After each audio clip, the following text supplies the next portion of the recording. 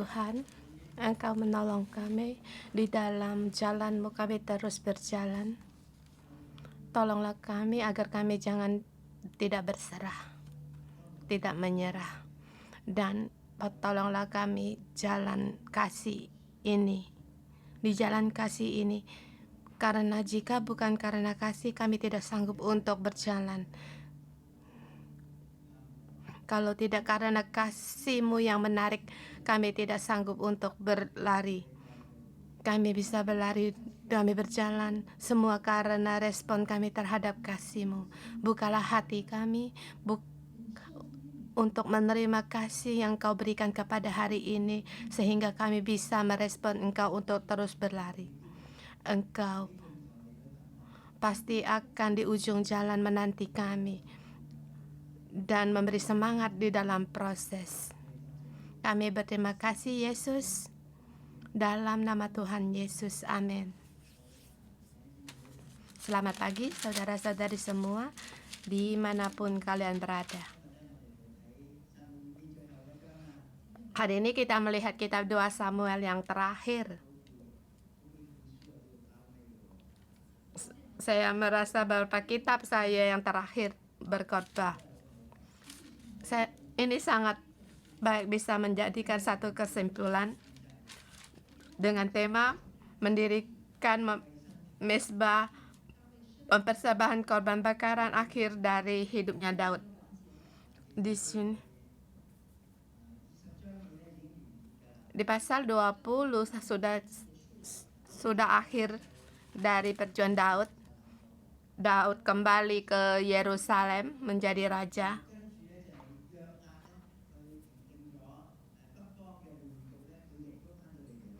Kemudian Yoab dia menghentikan kerusuhan sebelah utara, kemudian kembali ke Yerusalem. Kemudian mendirikan orang-orang yang mengurus pegawai dari Daud, sehingga Yerusalem kembali tenang. Semua telah berlalu. Di pasal 20 akhir telah memberikan tanda koma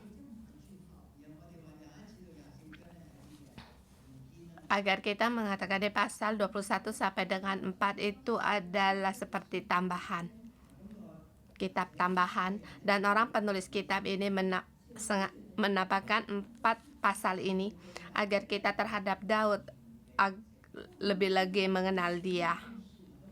Dan 4 pasal ini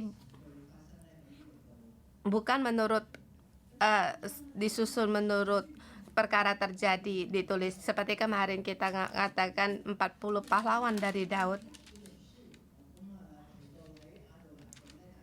Kita melihat dia di Gua Adulam, dia ingin minum air di perigi di Bethlehem yang dekat pintu gerbang, menginginkan orang menimba air untuk dia minum. Ada 3 orang yang berangkat menimba air, seluruhnya menerobosi pertahanan orang Filistin. Perkara ini seharusnya terjadi di zaman Daud dikejar oleh Saul. Seperti kita mengambil contoh, kitab ini bukan menurut waktu untuk ditulis, diatur.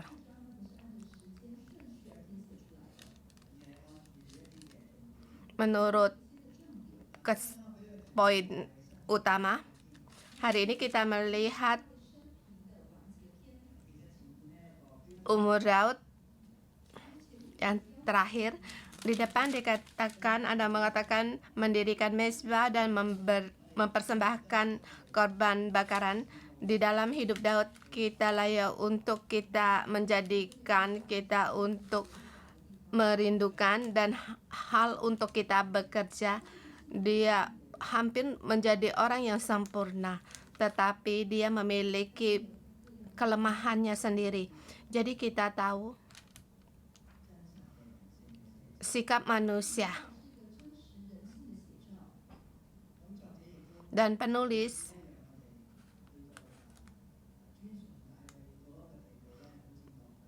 tidak sengaja membawa kita kepada Daud seperti dia orang yang kudus untuk kita hormati.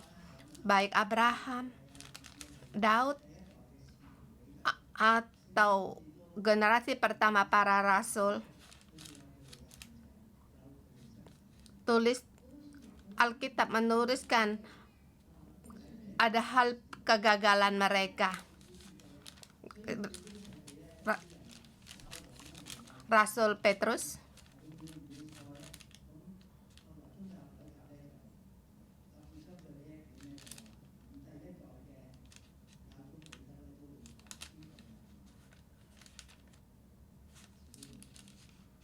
jadi di dalam perjalanan hidup siapa yang tidak berdosa, terlebih lagi ditulis di generasi rasul pertama Petrus, dia sendiri pun 3 kali tidak mengaku Tuhan. Jadi siapa yang bisa terus bertahan bahwa mengaku bahwa diri tidak ada kekurangan, tidak ada kelemahan, dan juga tidak punya kesalahan. Kita di gereja Katolik, rasul pertama atau para uskup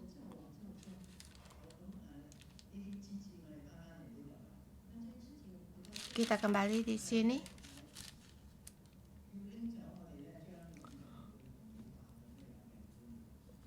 Kita harus membuang konsep seperti pemimpin yang orang sempurna. Sejak Adam berbuat dosa, manusia semua jatuh dalam dosa. Hanya Yesus, dia adab yang baru, memberikan kehidupan baru kepada kita, dan kita setiap orang juga berdosa. Kita bersyukur pada Tuhan, kita mengenal Yesus, kita mendapatkan keselamatan, dan dosa kita dihapuskan. Tetapi bukan berarti kita tidak lagi kembali berbuat dosa, dan juga tidak berarti dosa di dalam hidup kita terus menggerakkan kita. Kita tidak bisa mengaku sebab kita dibutakan dan juga kita tidak tahu.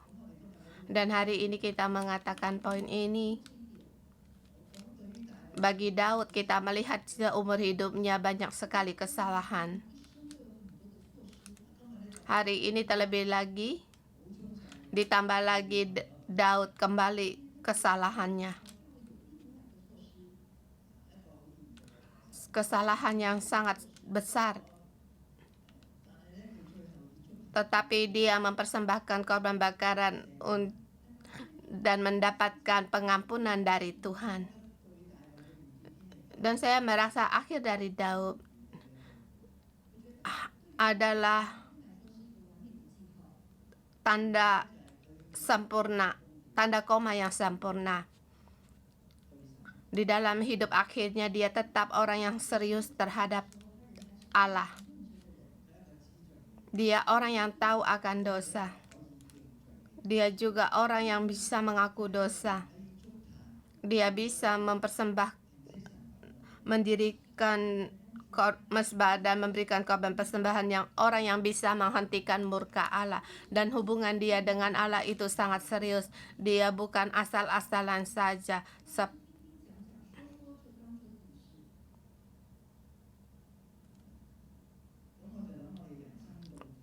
Saya juga berpikir hidup kita sampai akhirnya kemarin Daud, kita melihat dia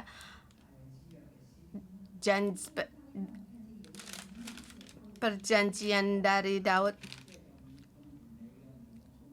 dikatakan, keluargaku tidak sempurna dan juga adil, tetapi aku masih tetap menjadi orang yang diurap Allah karena keluargaku ditegakkan oleh Tuhan adalah dari perjanjian yang kekal dari Allah. Perjanjian yang kekal dari Allah. Allah adalah gunung batu. Aku punya kelemahan, aku bisa terjatuh. Tetapi Tuhan, dia gunung batu yang tidak berubah selamanya. Daud menulis Mazmur-Mazmur ini di hadapan Allah. Dia mengaku dia hanyalah manusia. Dan hari ini kita melihat perkara yang kedua.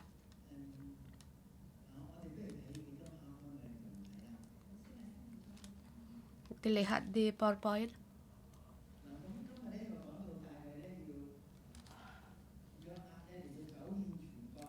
Hari ini Daud menyuruh Yoab untuk menjelajahi segenap suku Israel dari Dan sampai dengan Berseba untuk menghitung jumlah rakyat.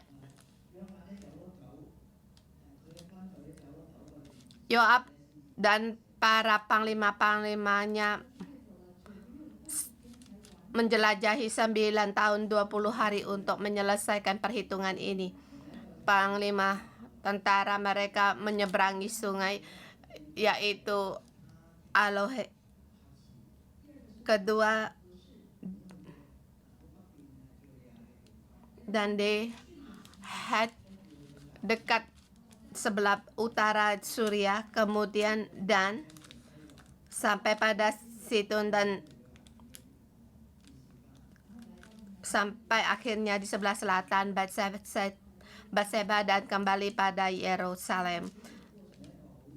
Satu pendaftaran yang besar-besaran.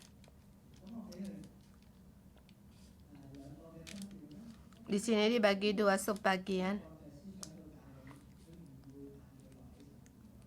Dari Gilead sampai Kades. Daud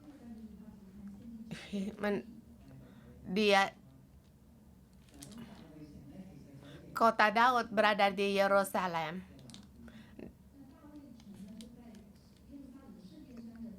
Di Gunung Yerusalem sebelah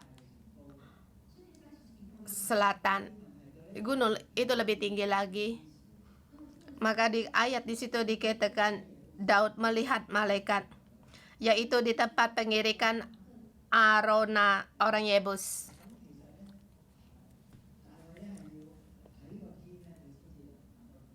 Daud harus melihat ke langit baru bisa melihat malaikat itu. Dan bagi kita juga ini ada satu renungan. Hari ini adakah kamu melihat matahari terbit? Semalam adakah kamu melihat bulan yang bagaimana? Kita jarang sekali melihat ke langit. Tetapi kamu sungguh ke Yerusalem, kamu harus melihat ke langit. Terlebih lagi di hati Daud yang merasa susah hati, terus berseru kepada Allah untuk mengampuni dosanya, untuk menghentikan segala bencana. Dia sering-sering melihat ke langit. Kalau tidak malaikat lewat pun dia tidak tahu. Hari ini kita lihat ayat pertama, kesalahan Daud yang mendatangkan dosa.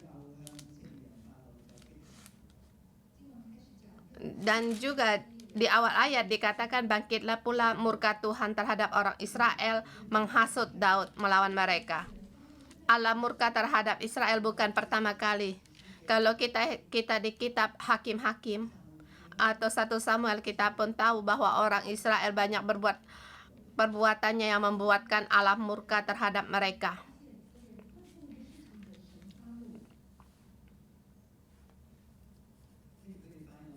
Seperti mereka menyembah berhala, menumpahkan darah manusia, dan yang baru terjadi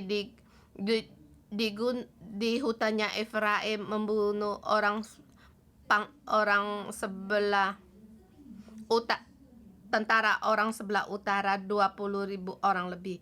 Satu pertumpahan darah, dosa pertumpahan darah yang sangat besar. Dan lebih lagi, Abner untuk mengambil istri orang atau dengan membunuh, menyembunyikan perkara. Banyak alasan yang membuat Allah murka. Kita sangat mudah untuk mengampuni dosa kita sendiri. Kita bersalah, kita menganggap tidak ada apa-apa, tetapi sesungguhnya kita tidak tahu bahwa kita membangkitkan murka Allah. Allah di situ menghasut Daud, karena kebetulan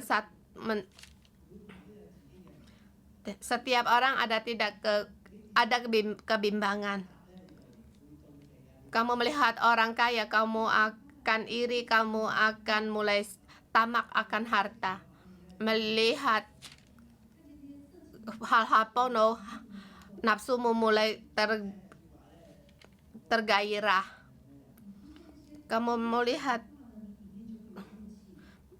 hal-hal yang tidak adil, maka kamu pun di dalammu akan marah. Kita mulai sekali untuk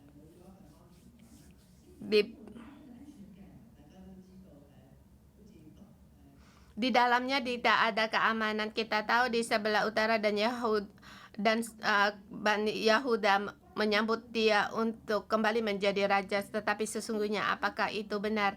Daud, apakah sungguh-sungguh dia bisa tidur dengan tenang? Malah dia tergerak karena rasa yang tidak aman. Sesungguhnya sesudah perangan ini orang Israel masih berapa banyak jumlah mereka. Dalam perang saudara, masih berapa tentara yang kekuatan yang bisa diandalkan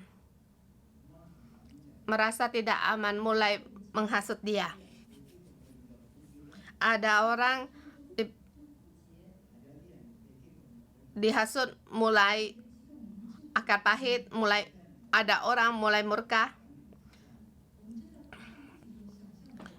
Hal yang tidak bisa kita pikirkan, yang kita lihat, yang kita dengar, kita mulai terhasut hati kita. Dan Daud ini memerintahkan orang untuk menghitung orang Israel dan orang Yahuda.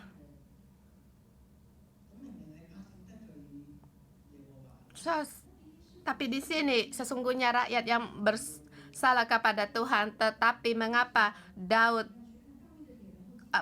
Tuhan menghasut Daud?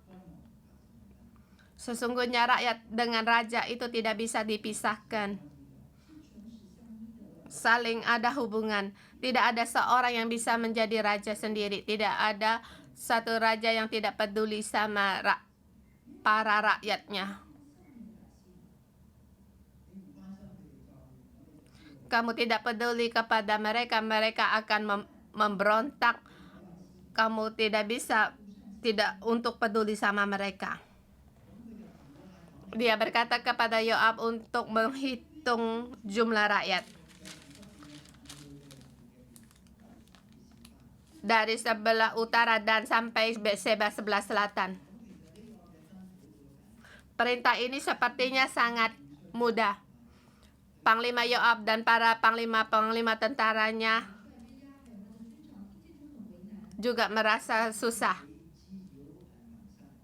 Tahukah kamu itu bisa mengkhawatirkan hati rakyat, bukan seperti kita?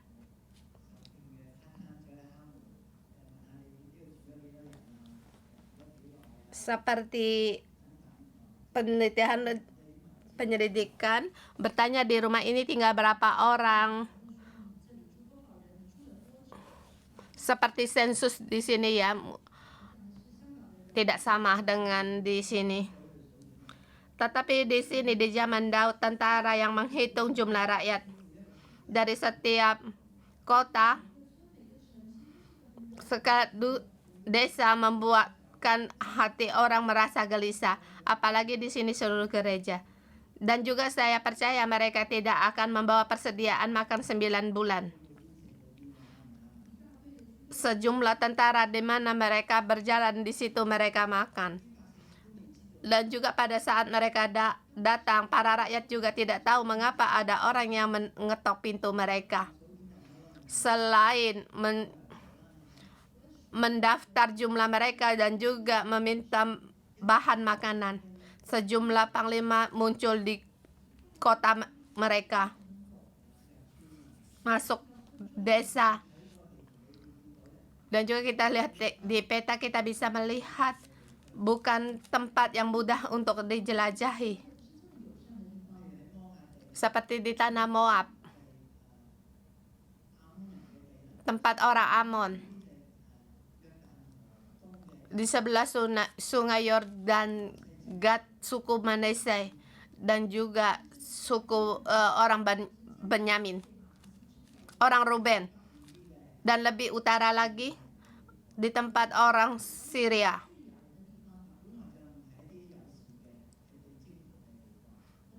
Dan juga bukan tempat yang telah ditaklukkan. Dengan membawa pasukan tentara, itu sangat mengganggu. Dan dengan demikian menghitung jumlah rakyat bagi pemimpin, bagi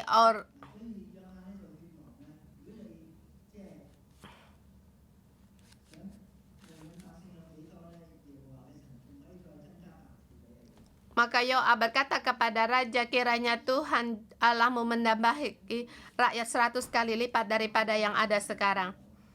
Dan banyaknya sampai matamu tidak bisa melihat. Mengapa harus berbuat demikian? Sesungguhnya hati sedikit merasa tidak aman membuatkan kekacauan di seluruh negara.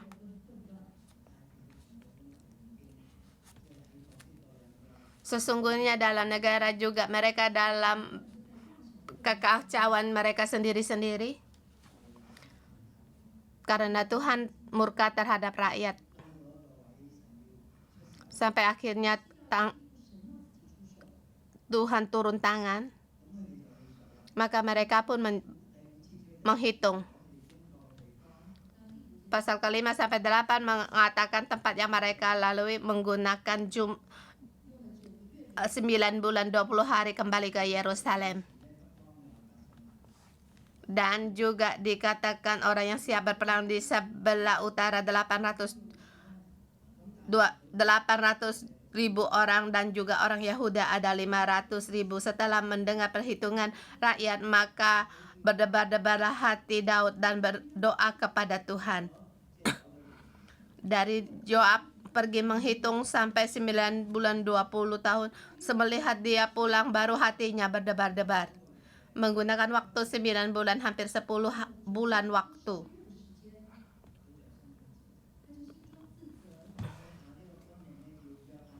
Dia berdebar-debar hatinya. Tetapi dia memberikan perintah kepada Yoab cuma 1 hari untuk menghitung. Jadi kita berdosa itu sangat mudah. Kita kesal, kita bertempar, kita ribut kepada istri kita, kita bisa tidak bicara berhari-hari. Tetapi ributnya cuma setengah jam, tetapi berdiam diri beberapa hari, dan juga untuk memulihkan hubungan perlu berapa hari lagi. Tetapi kita bersyukur kepada Tuhan sebab Daud, dia orang yang bisa tahu untuk menyesal. Sesungguhnya ada Roh Kudus yang menjamah, menandakan hubungan dengan orang ini dengan Allah sampai seberapa dalam hubungan dia. Kita seluruhnya bisa untuk seluruhnya tidak menyesalkan diri. Waktu saya di sekolah di universitas, saya melihat gutu penginjilan, yaitu hidup yang suci. Semakin dia mendekat kepada Allah, dia semakin mengerti dirinya betapa tidak suci. Dia perlu untuk pengakuan dosa hidup.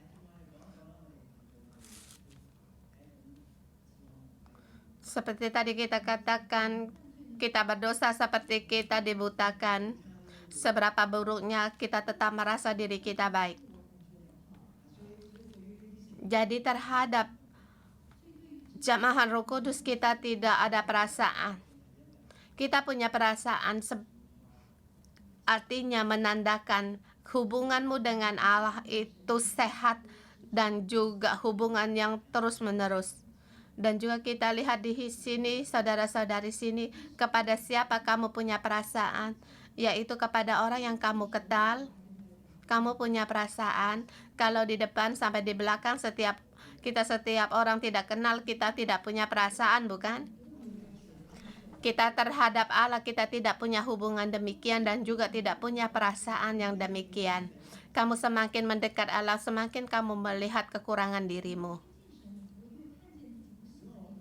Kalau saya saya merasa saya juga orang baik, maka saya sungguh tidak mengenal Allah dan juga tidak bisa mengenal diri sendiri dengan pandangan Allah. Tetapi Daud, dia tahu untuk menyesal.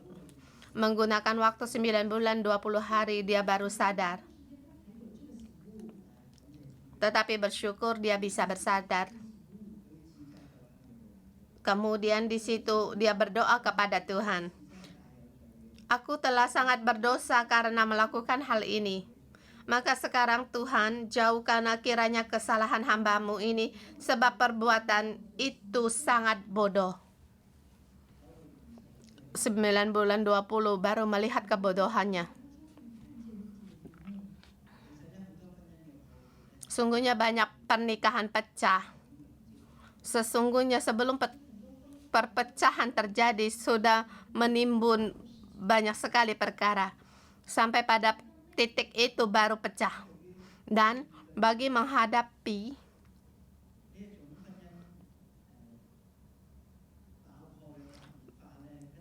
terpecahnya pernikahan, kita bisa menemukan hubungan semakin merosak, semakin tidak percaya dan tidak lagi ada kasih atau cinta. Dulu kita mengatakan tentang hati, tetapi sekarang mengatakan tentang uang. Segala sesuatunya bukan terjadi dalam satu hari. Kalau kita sampai dalam keadaan yang demikian, maka sebagai orang pendatang saya katakan banyak sekali perkara yang telah dipersiapkan dan juga banyak yang tidak peduli.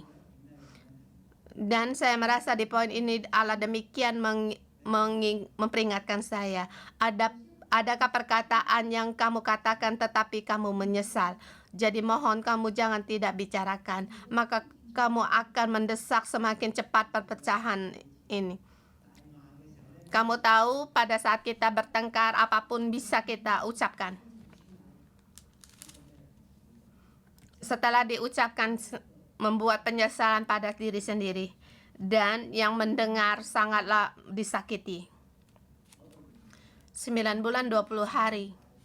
Daud akhirnya dia tahu akan menyesal. Dia tahu bahwa diri mempunyai dosa dan juga mengaku perbuatannya sendiri adalah sangat bodoh. Mohon Tuhan untuk menghapuskan dosa. Tetapi perkara sudah terjadi. Bukan berkata, saya setelah berdoa Allah telah menjauhkan segala dosa saya, seperti tidak ada satupun yang terjadi. Tidak. Pasti ada harus tambahan dan juga harus membayar harga. Bukan seperti sulap setelah berdoa, seperti apapun tidak terjadi.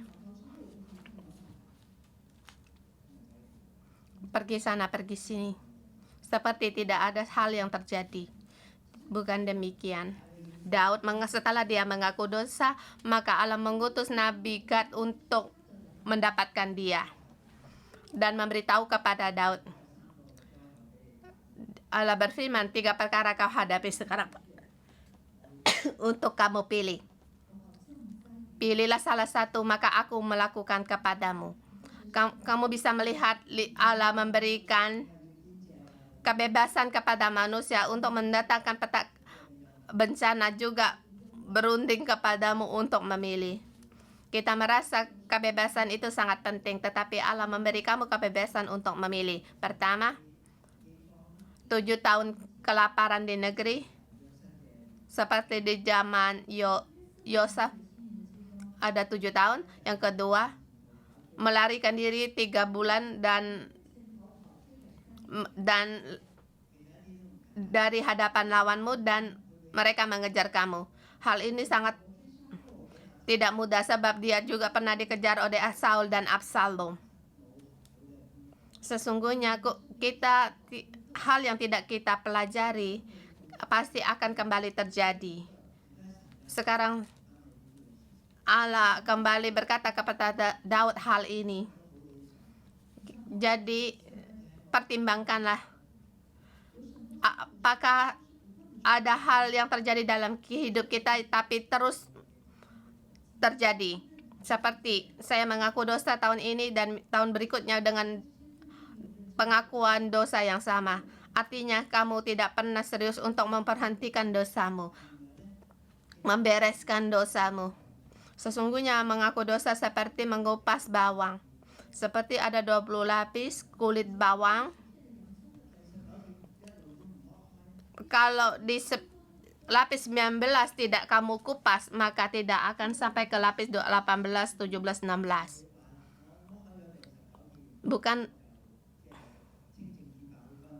Bukan berarti kamu mengupas kepas di kulit lapis 19 merasa suci. Kamu akan menemukan ada lagi yang ke-18 dan yang ke-17. Tetapi kalau kamu berhenti di lapis 19, maka kamu harus berhenti di situasi yang demikian. Kamu tidak bisa lebih dalam mengenal diri sendiri. Di sini pilihan Daud yang kedua. Yang ketiga yaitu 3 hari penyakit sampar di negeri.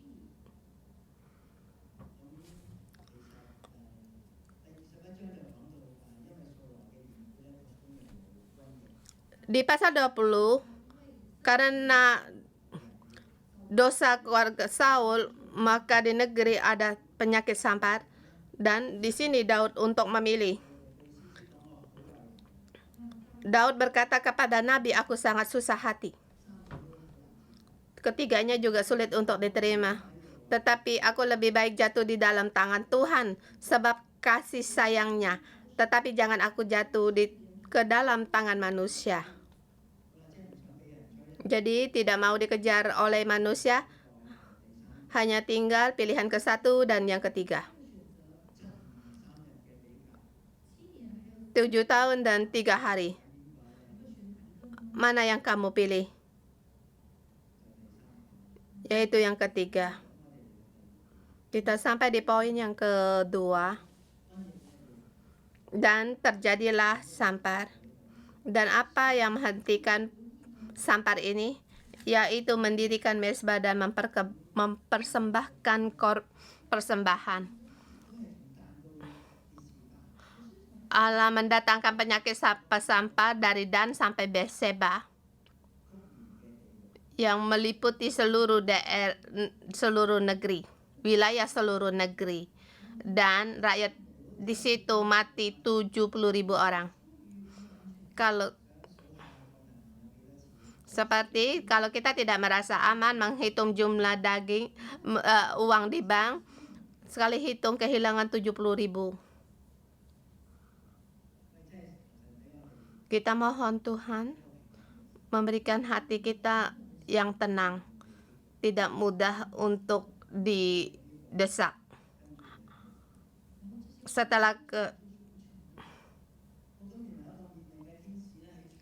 Kemudian di situ ada malaikat yang mendatangkan kemusnahan, menurunkan penyakit ini. Kemudian Tuhan pada waktu sampai di Yerusalem, Tuhan menyesal dan menyuruh malaikat untuk berhenti. Cukup turunkanlah sekarang tanganmu. Dan malaikat itu ada di dekat tempat pengirikan Araunah orang Yebus. Tadi kita katakan di tempat Araunah di kota Daud, dekat di bawah gunung, dan kita tahu kota Yerusalem ada di tengah di bawah gunung, dan kota Daud saya tidak tahu di sebelah utara atau selatan.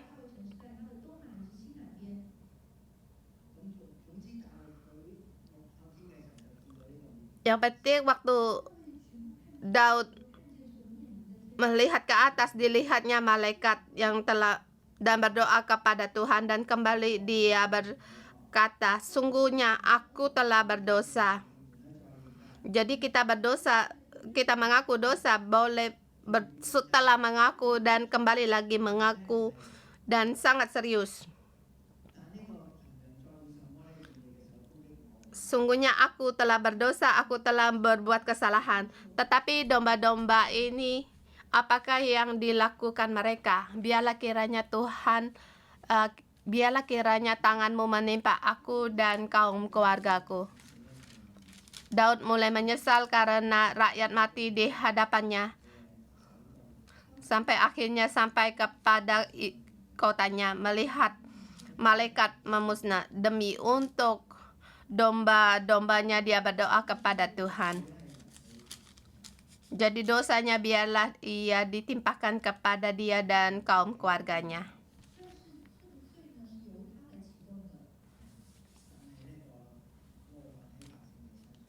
Sepertinya dosa ini ada padanya, tetapi bencana terjadi kepada rakyatnya. Tetapi ayat pertama dikatakan, murkalah Tuhan terhadap rakyat yang membangkitkan murka Tuhan. Jadi Sampar ini datang pada Sampar membunuh 70.000 orang. Tetapi Daud sebagai raja,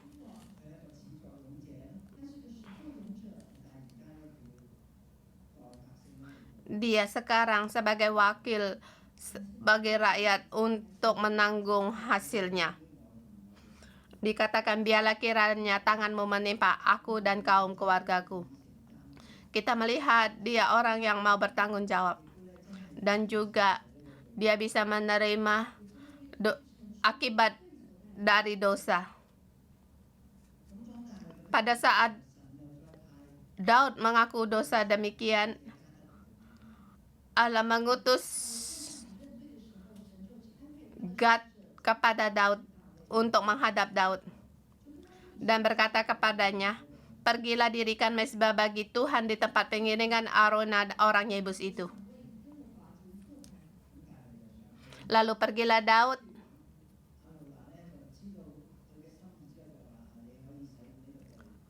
Araunah tahu akan minatnya, kemudian dia berkata, kamu pakailah tempat ini dan juga boleh pakai akan lembu-lembunya dan eret pengiringnya. Tetapi Daud menolak.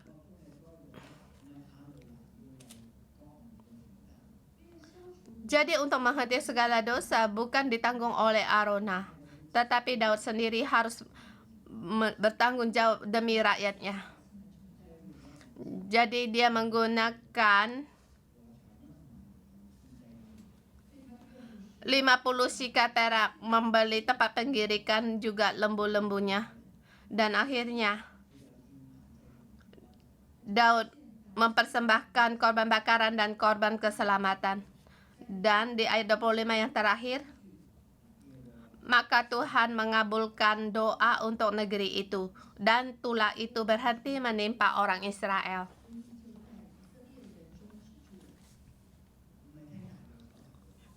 Bukan mendengar doanya Daud. Iya, memang Daud di situ berdoa. Di sini dikatakan Daud mengabulkan doa untuk negeri itu. Pada saat sampai datang, seluruh rakyat berdoa di hadapan Tuhan. Semua melihat bencana ini, tidak ada orang yang bisa terlepas. Semua berkumpul di hadapan Tuhan untuk mengaku dosa. Maka tulah itu berhenti. Dan kini kita melihat seorang raja dengan rakyat saling ada hubungan.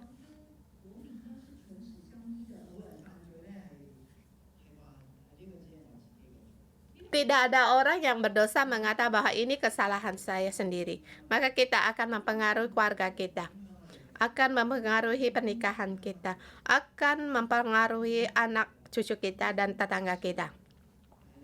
Tetapi Allah yang dia perlukan dari kita yaitu bangkit untuk mengaku dosa, rela untuk menanggung, bertanggung jawab. Bukan pada saat kita rela mempersembahkan korban, maka Allah akan memberikan damai-Nya, membuka jalan untuk kita Mari kita menyembah Tuhan Allah kita.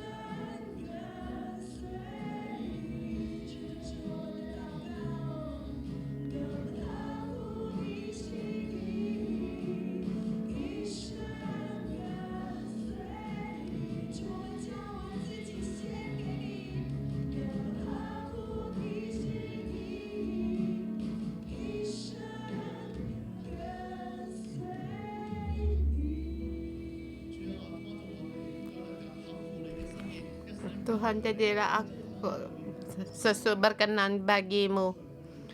Tapi Tuhan, di dalam kami penuh dengan dosa dan selalu terhasut akan dosa sendiri. Tuhan, di dalam hidup kami punya kehidupan dari Engkau, tetapi ada kalanya banyak perkara kami dihasut. Seperti saudara semua, adakah hal-hal dalam hidup kita yang bisa menghasut kita? Seperti orang kaya atau mereka naik pangkat, adakah dalam hati kita mulai berdebat atau kita iri pada saat pemimpin kita, pendamping kita, atau kata anak kita satu kegiatan, maka emosi kita mulai meledak, kita mulai marah, kita mulai menggerutu, bahkan akhir pahit. Bahkan waktu kita melihat berita ada gambaran porno muncul, adakah bisakah itu akan membangkitkan birahi kita? Mari kita merenungkan, adakah hal-hal yang menghasut kita sendiri, yang menggerakkan hati kita? Mohon Tuhan untuk menolong kita bisa seperti Daud. Dia tahu penyesalan dan juga dia sadar.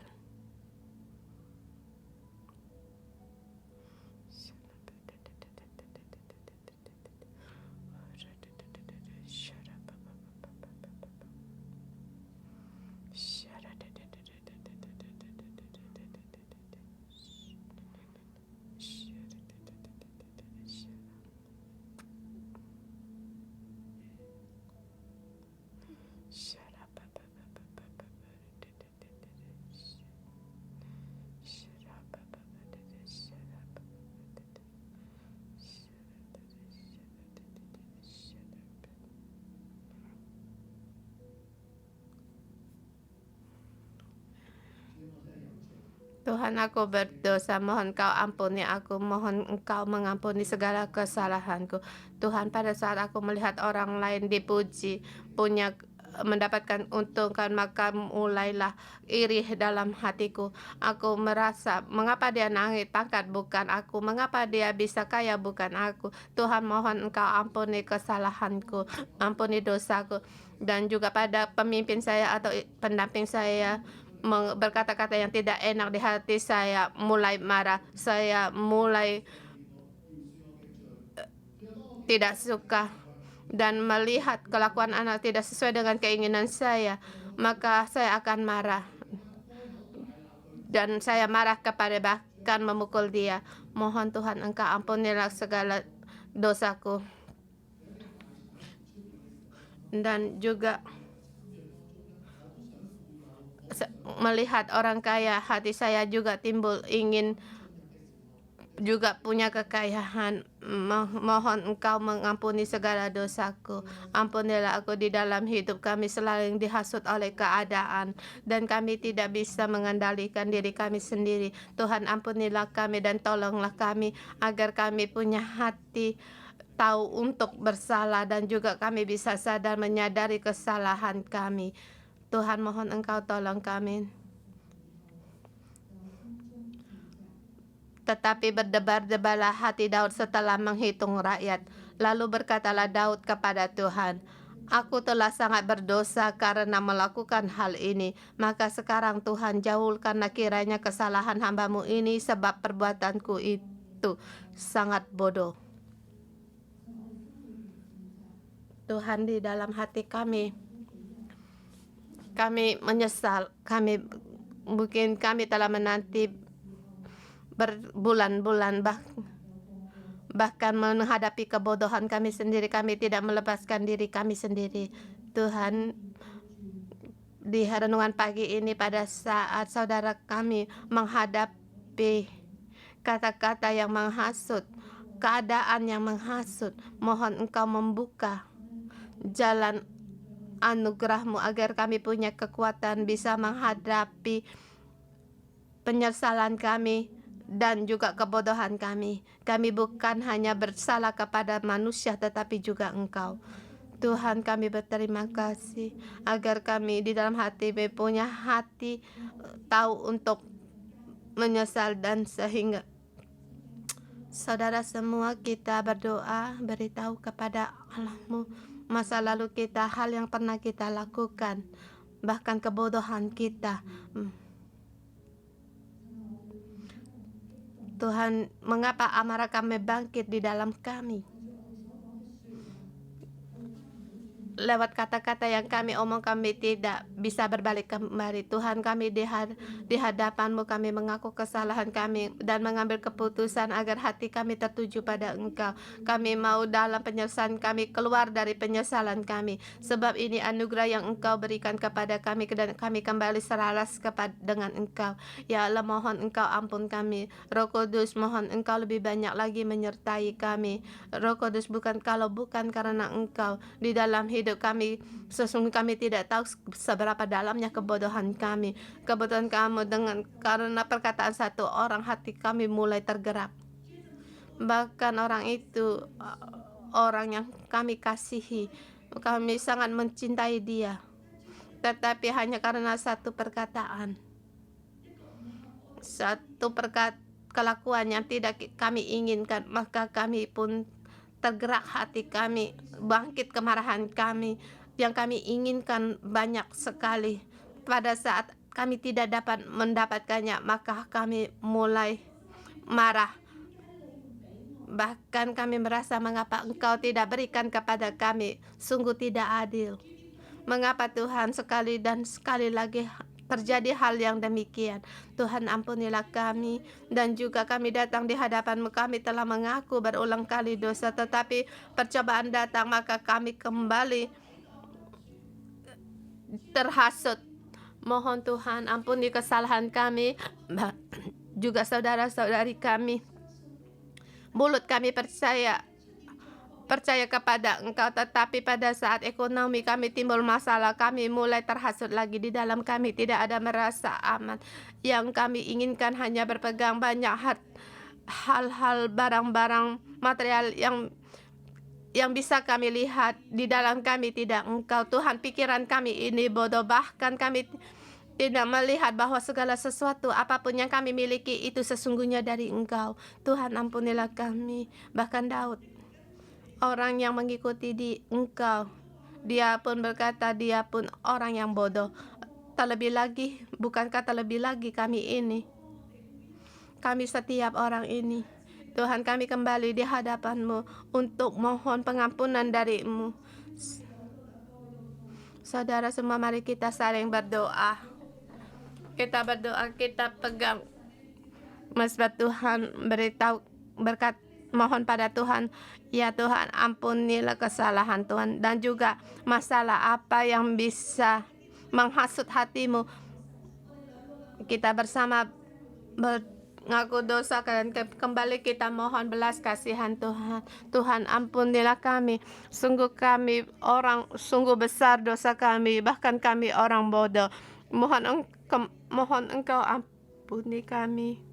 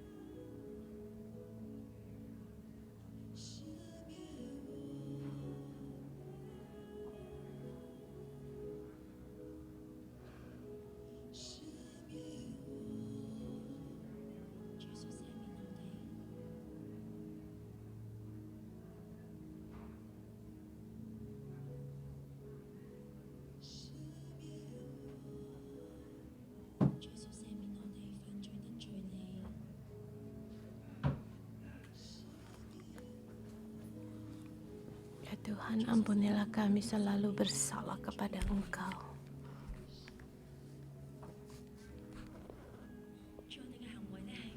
Kelakuan kami sangatlah bodoh. Perkataan kami ini adalah perkataan yang bodoh. Tuhan, ampunilah kesalahan kami, bersalah kepada sesama kami dan juga bersalah kepada Engkau. Kelakuan kami dan perkataan kami sering-sering menghasut. Kami tidak bisa mengandalkan diri kami sendiri. Kami terhadap sesama dan manusia dan Allah selalu hidup dalam siklus yang demikian. Tuhan, ampunilah kesalahan kami. Tuhan, ampunilah kami dosa kami ini di hadapan manusia dan sesama, di hadapan manusia dengan Allah. Kami dipenuhi dengan segala pelanggaran, penuh dengan kesalahan. Mohon Engkau, mohon belas kasihan kepada kami. Ampunilah kesalahan kami, Tuhan, karena kesalahan kami ada kalanya kami juga bisa menyalahkan diri kami sendiri. Menyalahkan diri sendiri tidak bisa menolong kami, tapi Tuhan yang bisa menolong kami hanyalah untuk kembali mengakui dosa dan bertobat. Tuhan, mohon Engkau tolong kami. Setiap kali kami berada dalam dosa, maka kami datang di hadapan-Mu untuk dosa, untuk menyesali perbuatan kami sendiri. Mohon Tuhan untuk mengampuni, mohon Tuhan berbelas kasihan. Tuhan, terima kasih Engkau memberikan anugerah untuk pengampunan. Terima kasih anugerah pengakuan dan bertobat. Tuhan, kami berterima kasih. Tuhan, dalam hal perkara dalam kebodohan kami, Engkau tetap memberikan kami anugerah seperti Daud. Bahkan hari ini Tuhan, kami lihat Daud penyesalannya dan pertobatannya membawa dengan perbuatan, bahkan dia bersedia menanggung segala dosa pada rakyat dan dia mempersembahkan korban dan dengan membayar pengorbanan. Saudara semua, mari mengundang pada saat kamu mengaku mungkin yang membuat kamu adalah manusia sehingga kebodohan merusak hubungan. Mari kita bersama kalau kamu sakiti orang yang disakiti, kamu mengambil HP-mu untuk minta maaf dan juga mengutarakan isi hatimu. Kamu mengasihi dia dan ini persembahan korban bukan hanya di hadapan Tuhan kita berdoa, tetapi kita melakukan dengan tindakan dan membayar harga.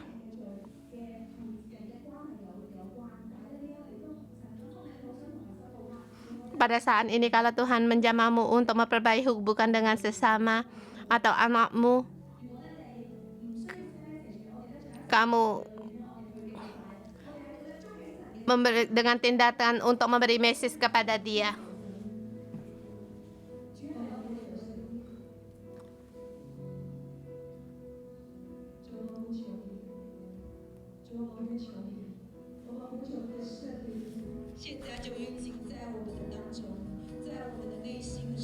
Ya Tuhan, kami mohon Roh Kudus untuk hadir di dalam hidup kami. Kami perlu Roh Kudus untuk memenuhi kami. Tuhan, hanya Engkau. Hanya Engkau. Persembahan kami hanya Engkau. Dan kami mohon Engkau menambah kekuatan bagi kami, agar Roh Kudus, agar kami mengenal lebih tahu akan kehendak-Mu. Tuhan, kami berseru kepadamu.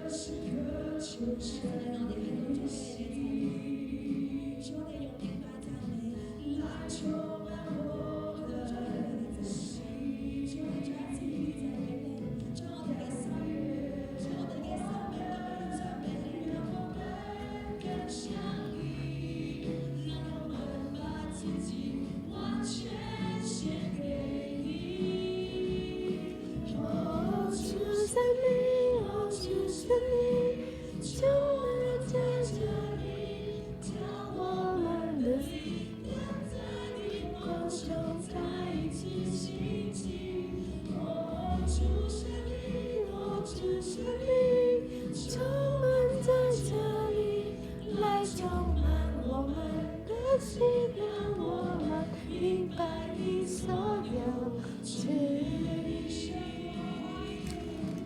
哦，主生命，哦，主生命，充满在这里，让我们的灵在你梦中再一次群聚。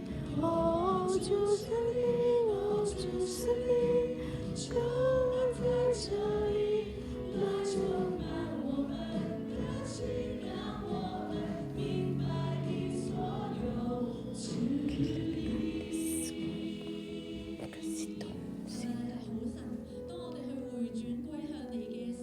Tuhan, Engkau Allah yang baik. Pada saat kami bertobat kembali kepada Engkau, pada saat kami datang di hadapan Engkau, Tuhan, Engkau menunjukkan anugerah-Mu kepada kami. Engkau memberikan kami pilihan menghadapi bencana kelaparan atau sahabat Tuhan, sungguh kebaikan Engkau kepada kami sungguh luar biasa. Kami hanya percaya kepada Engkau. Kami andalkan adalah kasih kepadamu dan juga kasih-Mu selamanya. Tuhan, kami berterima kasih hari ini dalam nama Tuhan Yesus mendeklarasikan Engkau tetap melindungi kami, menjaga kami, dan Engkau yang menanggung kami.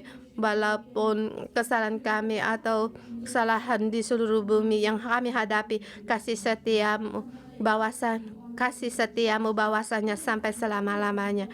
Di ayat 25 dikatakan, lalu Daud mendirikan di sana mezbah bagi Tuhan dan mempersembahkan korban bakaran dan korban keselamatan. Maka Tuhan mengabulkan doa untuk negeri itu, dan tulah itu berhenti menimpa orang Israel. Dalam nama Tuhan Yesus kami deklarasikan pada saat kami selaras dengan Engkau dan berdoa mempersembahkan korban bakaran, Engkau mendengar, dan keselamatan Engkau mengabulkan segala doa kami. Segala tulah Engkau hentikan, bukan hanya untuk hidup kami. Kami juga berdoa di dalam bait suci, berdoa untuk Israel, untuk memohon damai-Mu di sana Tuhan. Di saat kami mendengar berita dan melihat peperangan di Israel Tuhan, kami sangat cemas Tuhan. Hari ini Tuhan kami datang di dalam bait-Mu. Kami mempersembahkan doa kami agar Engkau menghentikan peperangan ini dan Engkau menghentikan segala pertikaian saudara kita di hadapan. Mari kita mengangkat tangan kita untuk berdoa untuk Israel.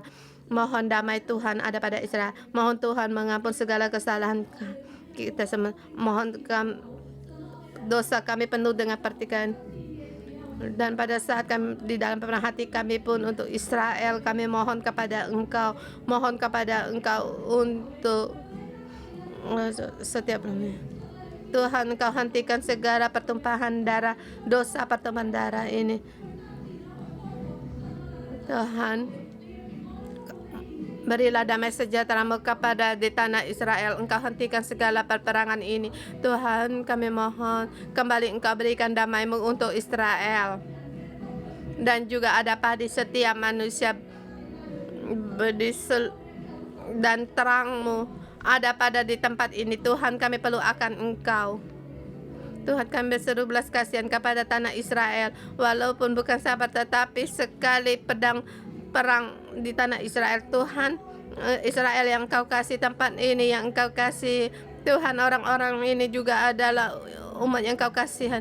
Tuhan, walaupun mereka bersalah tetapi kepadamu, tetapi Tuhan Engkau berbelas kasihan. Engkau ampuni kembali tanah Israel, hentikan segala peperangan. Engkau walaupun tanah Israel banyak sekali dosa-dosa dan kebodohan, tetapi Tuhan Engkau yang berbelas kasihan. Bagaimana Engkau membelas kasihan kepada Daud akan kesalahan Daud, demikian juga Engkau berbelas kasihan kepada sekarang negeri Israel. Tuhan, Tuhan, kesembuhan-Mu ada, damai-Mu ada, tercurahkan bagi Israel.